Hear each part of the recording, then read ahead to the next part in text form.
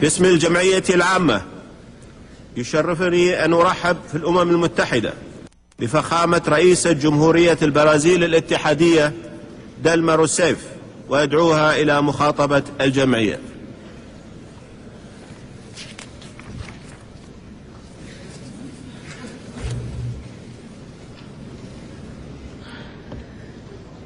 Senhor Presidente da Assembleia Geral, Nassir Abdulaziz Al-Nasser, Senhor Secretário-Geral das Nações Unidas, Ban Ki-moon, Senhoras e Senhores, chefes de Estado e de Governo, Senhoras e Senhores, pela primeira vez na história das Nações Unidas, uma voz feminina inaugura o debate geral. É a voz da democracia.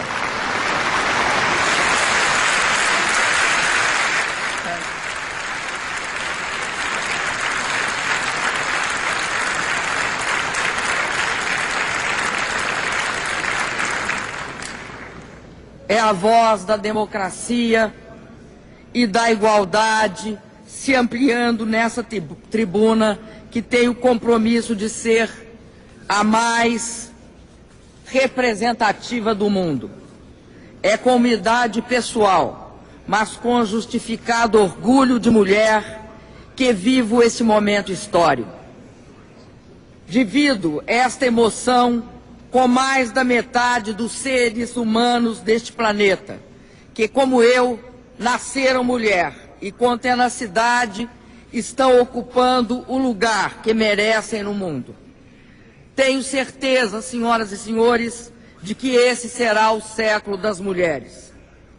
Na língua portuguesa, palavras como vida, alma e esperança pertencem ao gênero feminino. E são também femininas duas outras palavras muito especiais para mim: coragem e sinceridade. Pois é com coragem e sinceridade que quero lhes falar no dia de hoje. Senhor Presidente, o mundo vive um momento extremamente delicado e, ao mesmo tempo, uma grande oportunidade histórica. Enfrentamos uma crise econômica que, se não debelada, pode se transformar em uma grave ruptura política e social. Uma ruptura sem precedentes, capaz de provocar sérios desequilíbrios na convivência entre as pessoas e as nações. Mas nunca o destino do mundo está nas mãos de todos os seus governantes, sem exceção. Ou nos unimos todos e saímos juntos vencedores, ou sairemos todos derrotados. Agora, menos importante é saber quais foram os causadores da situação que enfrentamos.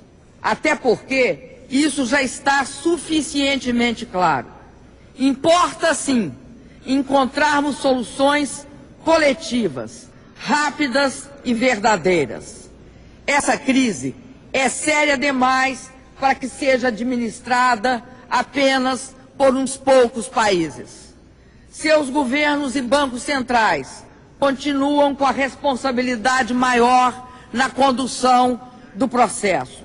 Mas como todos os países sofrem as consequências da crise, todos têm o direito de participar das soluções. Não é por falta de recursos financeiros que os líderes dos países desenvolvidos ainda não encontraram uma solução para a crise. Permitam-me dizer, por falta de recursos políticos e algumas vezes por clareza de ideias. Uma parte do mundo não encontrou ainda o equilíbrio entre ajustes fiscais apropriados e estímulos fiscais corretos e precisos para a demanda e o crescimento. Ficam presos na armadilha que não separa interesses partidários daqueles interesses legítimos da sociedade.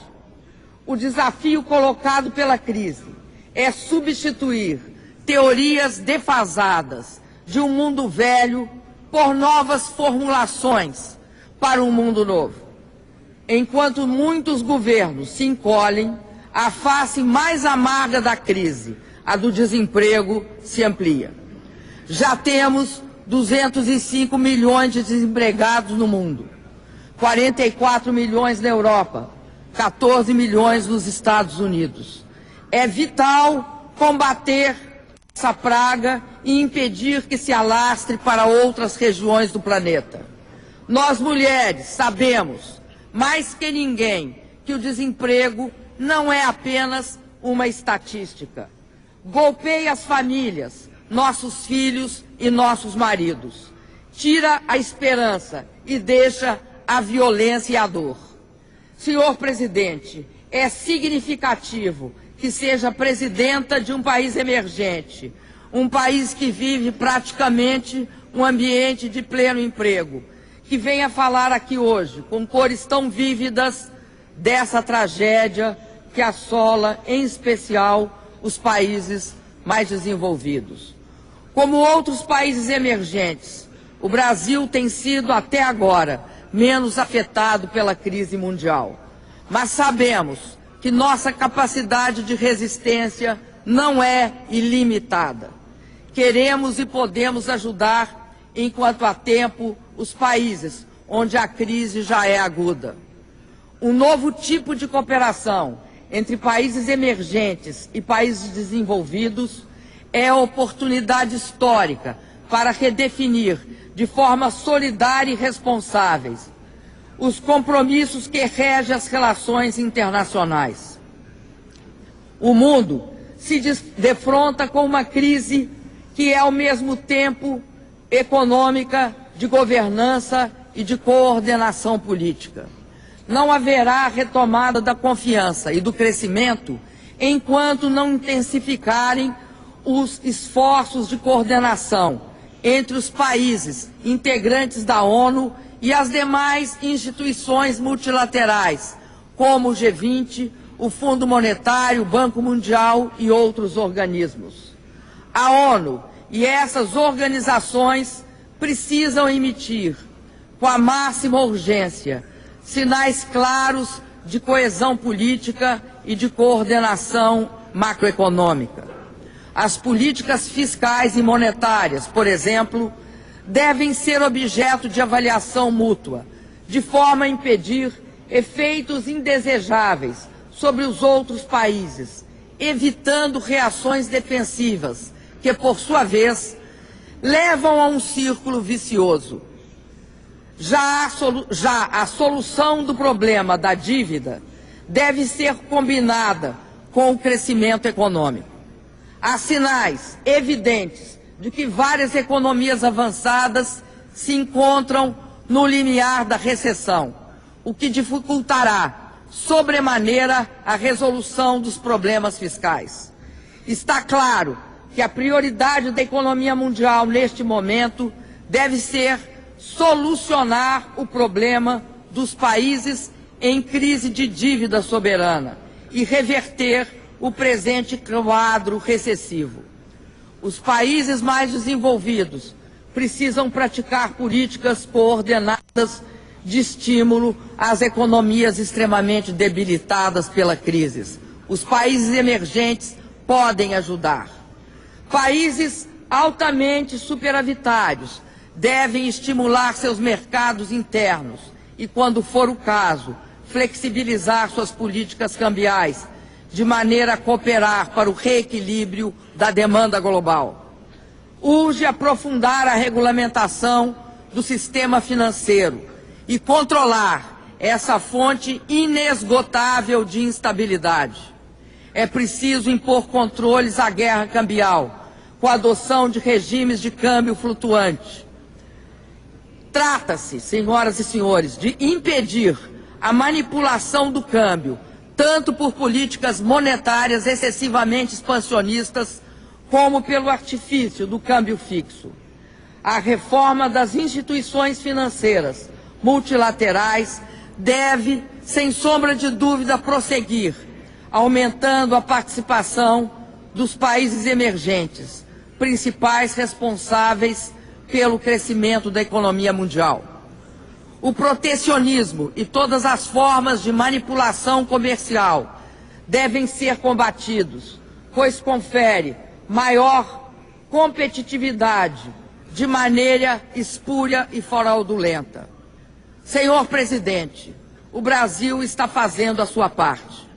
Com sacrifício, mas com discernimento, mantemos os gastos do governo sob rigoroso controle, a ponto de gerar vultoso superávit nas contas públicas, sem que isso comprometa o êxito das políticas sociais nem nosso ritmo de investimento e de crescimento.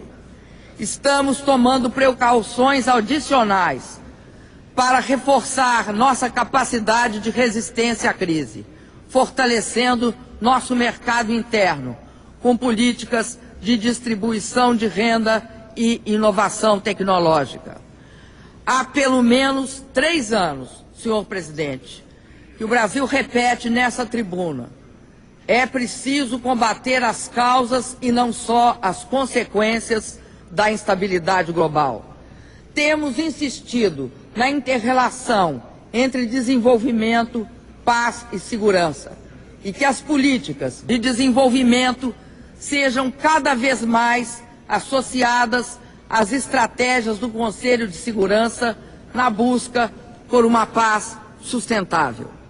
É assim que agimos em nosso compromisso com o Haiti e com a Guiné-Bissau.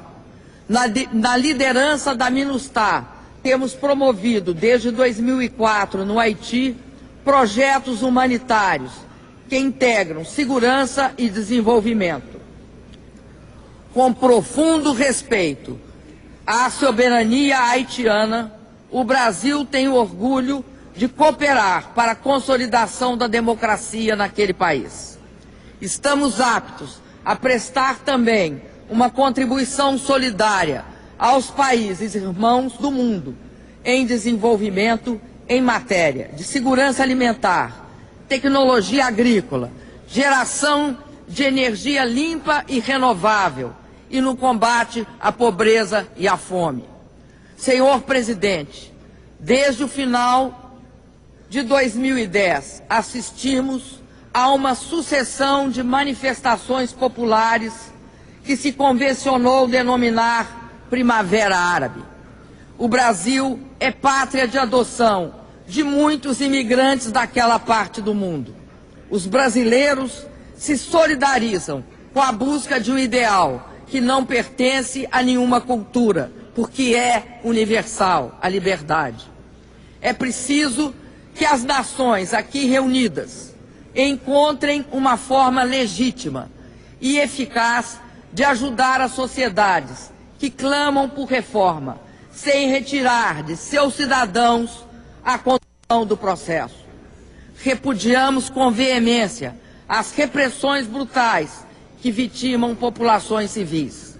Estamos convencidos de que, para a comunidade internacional, o recurso à força deve ser sempre a última alternativa.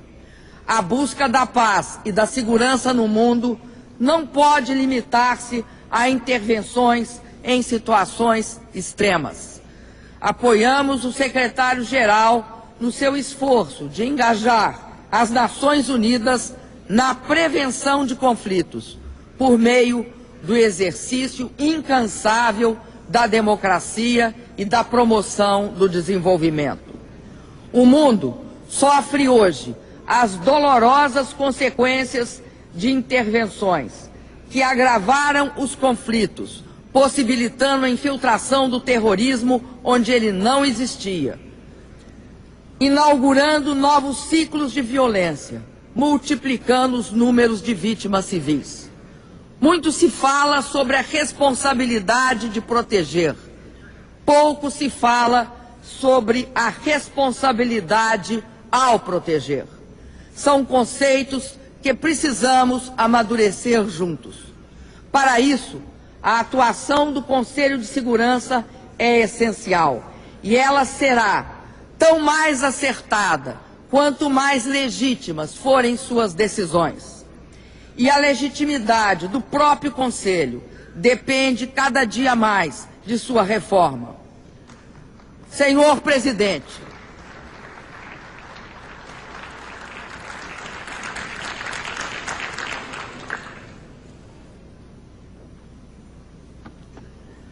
Senhor Presidente, a cada ano que passa, mais urgente se faz uma solução para a falta de representatividade do Conselho de Segurança, o que corrói sua eficácia. O ex-presidente Joseph Dais recordou-me um fato impressionante. O debate em torno da reforma do Conselho já entra em seu 18º ano. Não é possível, senhor presidente, protelar mais. O mundo precisa de um Conselho de Segurança que venha refletir a realidade contemporânea. Um Conselho que incorpore novos membros permanentes e não permanentes, em especial representantes dos países em desenvolvimento. O Brasil está pronto para assumir suas responsabilidades como membro permanente do Conselho. Vivemos em paz com nossos vizinhos há mais de 140 anos. Temos promovido com eles bem-sucedidos processos de integração e de cooperação. Abdicamos por compromisso constitucional do uso da energia nuclear para fins que não sejam pacíficos. Tenho orgulho de dizer que o Brasil é um vetor de paz, estabilidade e prosperidade em sua região e até mesmo fora dela. No Conselho de Direitos Humanos, atuamos inspirados por nossa própria história de superação. Queremos para os outros países o que queremos para nós mesmos. O autoritarismo, a xenofobia, a miséria, a pena capital, a discriminação, todos são algozes dos direitos humanos. Há violações em todos os países, sem exceção. Reconheçamos esta realidade e aceitemos todos as críticas. Devemos nos beneficiar delas e criticar, sem meias palavras, os casos flagrantes de violação onde quer que ocorram. Senhor Presidente, quero estender ao Sudão do Sul as boas-vindas à nossa família de nações. O Brasil está pronto a cooperar com o mais jovem membro das Nações Unidas e contribuir para seu desenvolvimento soberano. Mas lamento ainda não poder saudar desta tribuna o ingresso pleno da Palestina na Organização das Nações Unidas. O Brasil já reconhece o Estado palestino como tal nas fronteiras de 1967, de forma consistente com as resoluções das Nações Unidas. Assim como a maioria dos países nesta Assembleia, acreditamos que é chegado o momento de termos a Palestina aqui representada a pleno título.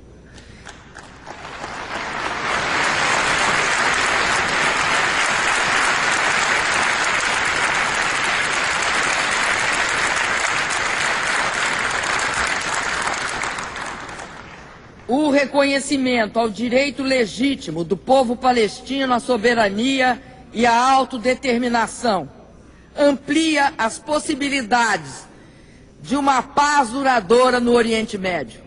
Apenas uma Palestina livre e soberana poderá atender aos legítimos anseios de Israel por paz com seus vizinhos, segurança em suas fronteiras e estabilidade política em seu entorno regional. Venho de um país onde descendentes de árabes e judeus são compatriotas e convivem em harmonia como deve ser. Senhor Presidente, o Brasil defende um acordo global, abrangente e ambicioso para combater a mudança do clima, no marco das Nações Unidas. Para tanto, É preciso que os países assumam as responsabilidades que lhes cabem. Apresentamos uma proposta concreta e voluntária e significativa de redução durante a cúpula de Copenhague, em 2009. Esperamos poder avançar já na reunião de Durban, apoiando os países em desenvolvimento nos seus esforços de redução de emissões e garantindo que os países desenvolvidos cumprirão suas obrigações com novas metas no Protocolo de Quioto para além de 2012. Teremos a honra de sediar a Conferência das Nações Unidas sobre Desenvolvimento Sustentável, a Rio+20, em junho do ano que vem. Juntamente com o secretário-geral Ban Ki-moon, reitero aqui o convite para que todos os chefes de Estado e de governo compareçam. Senhor Presidente e minhas companheiras mulheres de todo o mundo, o Brasil descobriu que a melhor política de desenvolvimento é o combate à pobreza. E que uma verdadeira política de direitos humanos tem por base a diminuição da desigualdade e da discriminação entre as regiões, entre as pessoas e entre os gêneros. O Brasil avançou política, econômica e socialmente sem comprometer sequer uma das liberdades democráticas.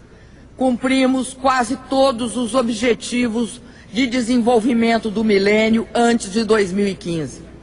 Saíram da pobreza e ascenderam para a classe média, no meu país, quase 40 milhões de brasileiras e de brasileiros. Tenho plena convicção de que cumpriremos nossa meta de, até o final do meu governo, erradicar a pobreza extrema no Brasil.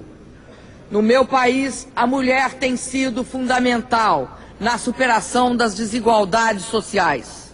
Nossos programas de distribuição de renda têm nas mães a figura central.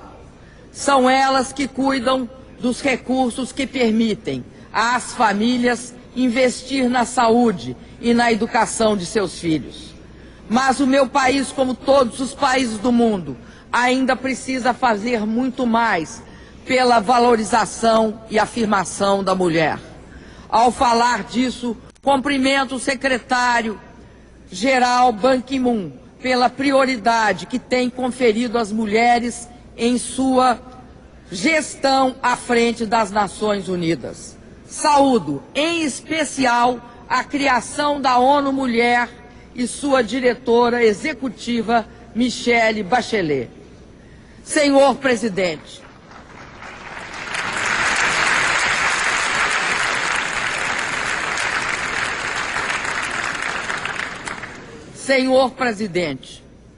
além do meu querido Brasil, sinto-me aqui hoje representando também todas as mulheres do mundo. As mulheres anônimas, aquelas que passam fome e não podem dar de comer aos seus filhos. Aquelas que padecem de doenças e não podem se tratar. Aquelas que sofrem violência e são discriminadas no emprego, na sociedade e na vida familiar. Aquelas cujo trabalho no lar cria gerações futuras. Junto minha voz às vozes das mulheres que ousaram lutar, que ousaram participar da vida política e da vida profissional e conquistaram o espaço de poder que me permite hoje estar aqui. Como mulher que sofreu tortura no cárcere, sei como são importantes os valores da democracia, da justiça, dos direitos humanos e da liberdade.